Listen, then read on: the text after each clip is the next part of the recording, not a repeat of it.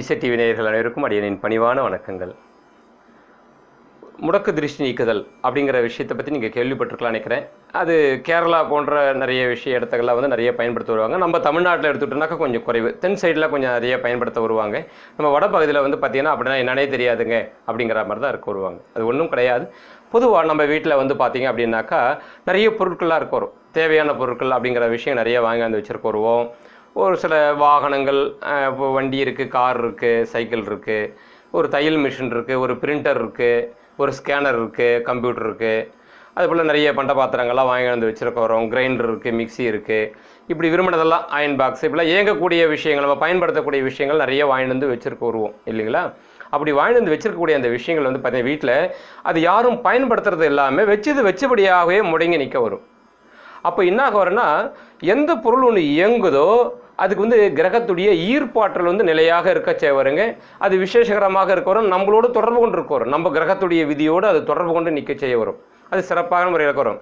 எந்த பொருள் ஒன்று இயங்காமல் ஒரு இடத்துல நிற்க வருதோ அது வந்து மூதேவி குடிகொள்ளும் சொல்ல வருவாங்க. தீய சக்தி தாக்கம் அல்லது ராகு கேது போன்றவர்கள் வந்து அதை வந்து பிடிக்க செய்ய வருவாங்க. இருள் சூழும் சொல்ல வருவாங்க. சனீஸ்வருடைய பீடை பிடிக்கும் அப்படிங்கிற விஷயங்களை சொல்ல வருவாங்க. ஒரு காராக இருந்தாலும் அது கொஞ்சமாச்சும் நகர்த்தி விடணும். டூ வீலரோ சைக்கிளோ எதுவாக இருந்தாலும் சரிங்க, தையல் மிஷினாலும் சரி, நாம் துணியே தைக்கலனாலும் பார்த்தீங்கன்னா சும்மா ஒரு பெடலையாச்சும் சுற்றி விட செய்ய வரணும்.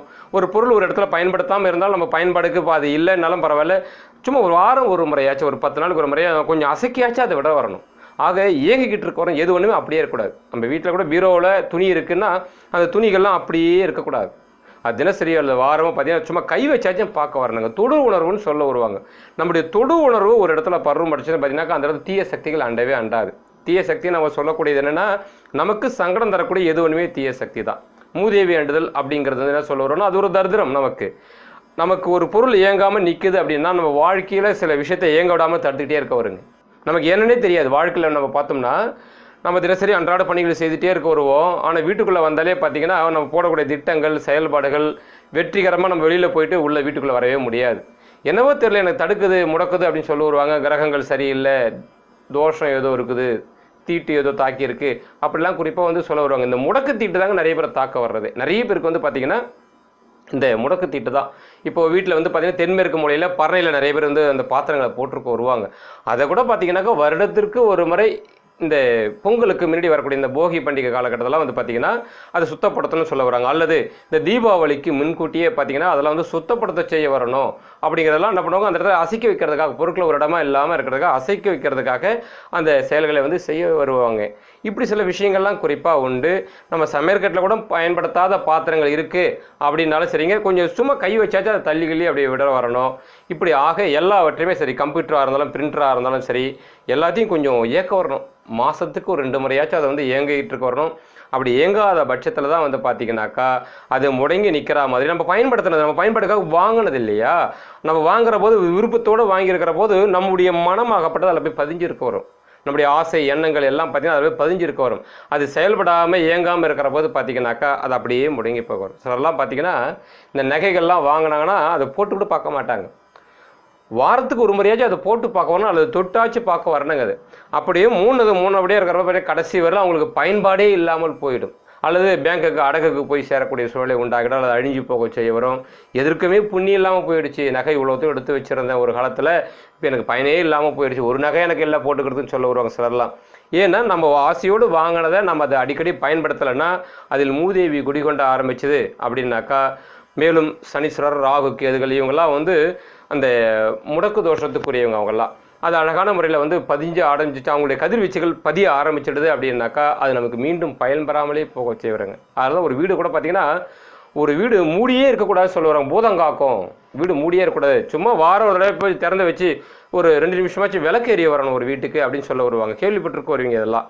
ஆக இதெல்லாம் எதுக்காக அப்படின்னாக்கா, ஒரு செயல்பாட்டில் இருந்தது, நம் மனசால் விரும்பி கட்டப்பட்ட அந்த இடமாகப்பட்டது அது அப்படியே முடங்கி நிற்கக்கூடாதுன்னு சொல்ல வருவாங்க. இப்போ கூட பார்த்திங்கன்னா நம்ம நாட்டிலேருந்து வெளிநாட்டுக்கு வேலைக்கு போகிற கூட பார்த்தீங்கன்னா போங்க, யாரோ ஒரு பொறுப்பான கூட அந்த வீடை ஒப்படைச்சிட்டு போவாங்க. ஒன்று நீங்கள் தங்கிக்கிங்க, இல்லை வாரம் ஒரு முறை வந்து நீங்கள் வீட்டில் விளக்கேற்றி வச்சுட்டு போங்க, அதுக்கு என்ன சம்பளம் நான் உங்களுக்கு அங்கேருந்து அனுப்பிச்சிட்றேன் அப்படின்னு சொல்லிட்டு போகிறவங்களாம் நிறைய பேர் உண்டுங்க. இதெல்லாம் எதுக்காக பெரியவங்களாம் சொல்லி வச்சாங்கன்னா இந்த ஒரு விஷயத்துக்கு தான், அந்த முடக்கு தோஷத்துக்கு ஆளாகக்கூடாது அப்படிங்கிற விஷயம் தான். அப்படி ஆளாகும் பட்சத்தில் அது நமக்கு வந்து பலன் இல்லாமல் போகிறோம், நம்முடைய சந்ததிக்கும் பலன் இல்லாமலே போக விட்டுடும், அல்லது அது அழிவு நிலைக்கு கொண்டு போகக்கூடிய நிலைகள் நமக்கு தள்ளப்படுவோம். நம்ம பொருள் தானே, அது மட்டும் அங்கே இருக்க வருது, அதில் போய் என்ன இருக்குது அப்படின்னு நம்ம நினைக்க வருவோம். இப்போது நம்ம வாங்கினதே நாம தானே, ஆசையோடு வாங்கணும் இல்லையா, மனசோடு வாங்கணும் இல்லையா. அந்த மனசாகப்பட்டது அதில் இருக்கிற போது பார்த்தீங்கன்னா நம்முடைய கிரக கதிர்வீச்சுகளாகப்பட்டது அதில் வந்து நிற்க வரும். நம்முடைய பொருள் எதெல்லாமோ, இப்போ எங்கேயோ ஒரு இடத்துல நம்ம மண் வாங்கி போட்டுடுறோம், நம்முடைய மூதாதையர் இருந்தாங்க ஆசையாக வாங்கி வச்ச மண், அந்த மண்ணை விட்டு ஒரு காலத்தில் அவங்க இறந்து போயிடுறாங்க.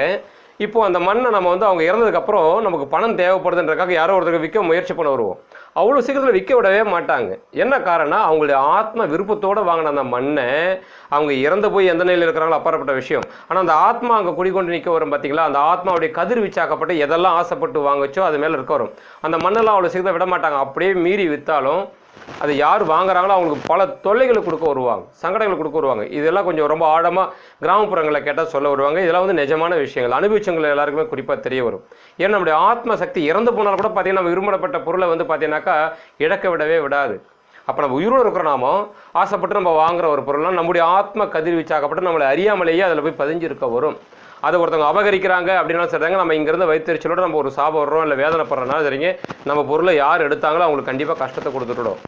நம்ம பொருள் நாமளே வாங்கி வச்சு அதை ஏற்காமல் வச்சுருந்தாலும் பார்த்தீங்கன்னாக்கா அதில் வந்து என்ன காக்க வருதோ, ஒரு தீய சக்தி காக்க வருது, அதில் ஒரு ஏதோ ஒரு பீடை பிடித்தால் போல் இருக்கிற ஒரு மூதேவி அம்சம் வந்து அதில் வந்து பிடிச்சிக்குது அப்படின்னா பார்த்தீங்கன்னாக்கா நமக்கு வரக்கூடிய ஒரு விஷயங்கள் பார்த்திங்கன்னா நமக்கு பல சங்கடங்களை கொடுத்துட்டோம். ஒரு குலவி கூடு கட்டுது அப்படி வச்சுக்கோங்களேன், குலவி கூடு கட்டினாலும் அதில் வந்து மூதேவி அம்சம் இருக்குன்னு அர்த்தம். ஒரு வீட்டுக்கே வந்து பார்த்திங்கன்னா குலவி கூடு கட்டக்கூடாதுன்னு சொல்ல வருவாங்க. குலவிங்கிற பூச்சி உங்களுக்கு நல்லா தெரிய வரும். அப்போது அதெல்லாம் ஏங்க செய்யக்கூடாதுனாக்கா அந்த இடம் வந்து முடக்கு தோஷத்துக்கு ஆளாகி இருக்குது அந்த வீடு, அப்போ சங்கடங்கள் இருக்குன்னு சொல்ல வருவாங்க.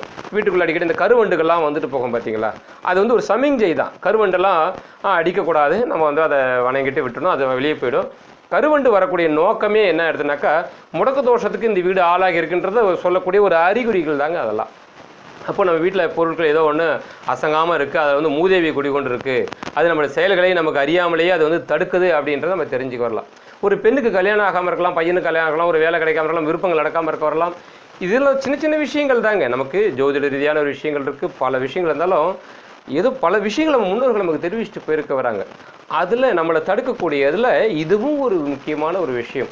அப்போ அந்த வண்டு வந்துட்டு நமக்கு தெரியக்கூடிய விஷயங்களை நம்ம என்ன பண்ணுவோம், இதெல்லாம் வந்து ஏதோ இருக்குன்ட்டு வீட்டில் இருக்கிற எல்லா பொருட்களுமே சுத்தப்படுத்துகிற சொல்லி முறையில் ஒரு நாளில் அழகான முறையில் சுத்தப்படுத்தி கொஞ்சம் அசைக்க வச்சோம் அப்படின்னா, கொஞ்சம் இடம் சில பொருட்கள் அப்படி இடம் மாற்றி அப்படி வைக்கிறோம் அப்படின்னாலும் பார்த்தீங்கன்னாக்கா ஒரே வாரத்தில் பார்த்தீங்கன்னா அந்த முடக்க தோஷம் விலகிறத நல்லா பார்க்க வரலாம். அப்போ இந்த முடக்க தோஷங்கள் இருக்குது எங்கள் வீட்டில் இப்படி நீங்கள் சொல்கிற கருவண்டுலாம் வந்துட்டு போகுது, குலவி கூடு கட்ட பார்க்க வருது, சிலந்திய விடைகள் அடிக்கடி எங்கள் வீட்டில் கட்டுதுங்கன்றவங்களுக்கும் பார்த்தீங்கன்னாக்கா முடக்க தோஷம் இருக்குன்னு அர்த்தம். எங்கேயோ பொருள் அசையாமல் இருக்கிறது மூதேவி குடிக்கொண்டிருக்குன்னு அர்த்தம்.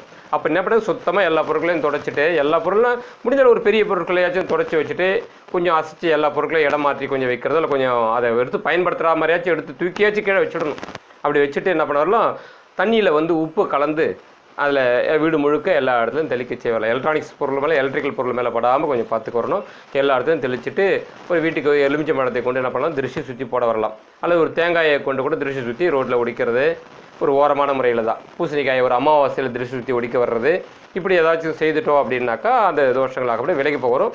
அது செய்ததுக்காக ஒரு 15 நாளுக்கு அப்புறம் பார்த்தீங்கன்னா நமக்குள்ள ஒரு மாற்றங்கள் எல்லாம் தெரிய வரும். சில தடைகள்லாம் இல்லை, நல்லா இருக்குது அப்படின்ட்டு வரும். ஆக இந்த முடக்கு தோஷங்கள் இருக்குது அப்படின்னாக்கா இதை நம்ம வந்து சரி பண்ணிக்கிறது குறிப்பாக நல்லதுங்க. உங்களுக்கு தெரிஞ்சவர்களுக்கும் இந்த விஷயங்களை குறிப்பாக சொல்லவாங்க. எது ஒன்றுமே இயங்காமல் இருக்கக்கூடாது. இயங்கிக்கிட்டு இருந்த ஒரு விஷயம், ஒரு பொருள், ஒரு வாகனம் இருந்தாலும் இப்போ இயங்காமல் முடைங்கிறது நம்ம கண்ணு முன்னாடி அது இருக்கக்கூடாது. அது தேவைப்படாத ஒன்றுனாக்கா எடுத்து கொடுத்து விற்றுணும், இல்லை யாருக்கா ஒரு பயன்பாட்டுக்கு எடுத்து கொடுத்து விட்டுணும். அது அங்கேயே தான் இருக்கட்டும். சிலர்லாம் வந்து பார்த்தீங்கன்னா எங்கள் தாத்தா எங்கள் அப்பா பயன்படுத்தின பொருள் அதை அங்கேயே வச்சு பாதுகாக்கணும்னு ஆசைப்பட்றேன் அப்படின்றவங்க அதை வந்து தொடர்ச்சியாச்சும் சும்மானாச்சும் அதை அசைக்காச்சும் பயன்படுத்த வரணுங்க. நின்றது நின்னபடியே அப்படியே இருக்க வரும். அவங்க வீட்டில் வந்து பார்த்திங்கன்னா பல செயல்கள் நடக்காமல் அப்படியே நிற்க வருங்க. நிறைய விஷயங்கள் இதெல்லாம் பார்த்துருக்க வரும். ஆக இது போன்ற ஒரு விஷயங்கள்லாம் பார்க்குறப்போ அது எப்படிங்க அது, இதெல்லாம் சாத்தியம் தானே இந்த அறிவியல் உலகத்தில் அப்படின்னு பார்க்குற போது இந்த மனோத்துவமான விஷயம், ஆத்ம சம்பந்தமான விஷயங்கள் தான் இந்த லோகத்தில் அதிகம். என்னென்னா விஞ்ஞானம் போல் நிரூபிக்க முடியாத ஒரு விஷயம், உணரக்கூடிய ஒரு விஷயம் எல்லாமே. அந்த உணரக்கூடிய ஒரு விஷயபாவத்தன்மைகளில் பெரியவங்களை கேட்டாலும் சரி, நாமளும் நம்ம அறியாமலேயே நமக்கு நடக்கிற சில தடைகளுக்கும் முடைகளுக்கும் ஒரு கேள்வி ஞானத்தை வச்சு பாருங்களேன், புரியாது, தெரியாது, அறிவியலால் விடையே சொல்லவே முடியாது. என்னமோ ஒன்று இருக்குங்க, என்னன்னே தெரியல, ஆனால் நடக்குது, ஏதோ ஒன்று இருக்குது, ஆனால் நான் ஒத்துக்க மாட்டேன்னு சிலர்லாம் ஒத்துக்கவே மாட்டாங்க. பேய் பிசாசை ஒத்துக்க மாட்டேன், சாமியை ஒத்துக்க மாட்டேன், சாஸ்திரத்தை ஒத்துக்க மாட்டேன், ஆனால் ஏதோ ஒன்று இருக்குது மட்டும் சொல்ல, அது ஏதோ ஒன்று எது அப்படின்னா அவங்களுக்கு தெரிய வராது. அந்த ஏதோ ஒன்று அப்படிங்கிற ஒரு விஷயங்கள் தான் நமக்கு வந்து ஒன்று நமக்கு உதவி பண்ணால் அது தெய்வம், நமக்கு உதவி பண்ணாமல் சங்கடம் கொடுக்குது அப்படின்னாக்கா நம்ம அது தீய சக்தி அப்படின்னு நம்ம சொல்லிக்கு வரோம் இல்லைங்களா. அப்போ அந்த விஷயத்தில் நம்முடைய பாட்டனார் அப்பா பயன்படுத்தின ஒரு வாகனமாக இருந்தாலும் அது அப்படியே காட்சி பொருளாக நிற்கட்டும் என்ன செய்றீங்க, அது அப்படியே முடங்கி தான் போக வரும். ஆகையில் இந்த போன்ற விஷயங்களை ஏங்கின ஒன்று ஏங்காமல் இருக்கவே கூடாது, இயங்கிக்கிட்டு தான் குறிப்பாக இருக்க வரணும். அதுபோல் செய்கிற பட்சத்தில் நாம் எல்லா வகையிலுமே நல்லாவே இருக்க வரலாம். இது நம்முடைய செயல்கள் நடப்பதற்காக வேண்டி இதுவும் ஒரு சின்ன ஒரு தீப்பொறி அப்படின்னு வச்சுக்க வரலாம். ஒரு அதிர்ஷ்டமாக இருக்கிறதுக்கான வேண்டிய ஒரு சின்ன ஒரு ப்ளஸ் பாயிண்ட் அப்படின்னு வச்சுக்க வரலாம். ஒரு பாயிண்ட்டாக நீங்கள் எடுத்துக்க வரலாம் இதை. ஆக இதெல்லாம் உங்கள் வீட்டில் இருக்கான்னு கொஞ்சம் பாருங்கள். அப்படி இருந்துச்சு அப்படின்னா கொஞ்சம் சரி பண்ணிக்குவாங்க. மீண்டும் ஒரு நல்ல தலைப்பில் சந்திக்கலாம். நன்றி, வணக்கம்.